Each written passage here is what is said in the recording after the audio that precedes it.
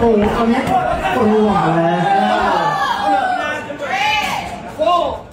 Prince Albert Pagara naging matagumpay sa kanyang comeback fight sa kanyang naging laban na naganap sa Bangkok, Thailand ay nanalo siya via first round technical knockout kontra sa pambato ng Thailand na si Butsakon Mongchwek lang.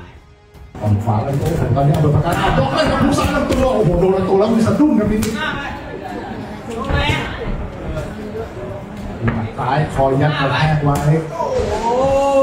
เอาเปิดแข้งโอ้โหต่อยลำตัวครับแข้งลำตัวครับโอ้โหตอนนี้ปวดหัวแล้ว At sa isang explosive na pagbabalik, pinatunayan ni Prince Albert Pagara na nananatiling matalim ang kanyang kamao. Isang first round TKO ang nagselyo ng kanyang matagumpay na comeback at siguradong handa na siyang muling harapin ang pinakamalalakas sa mundo ng boxing. Abangan natin ang susunod na kabanata ng kanyang laban.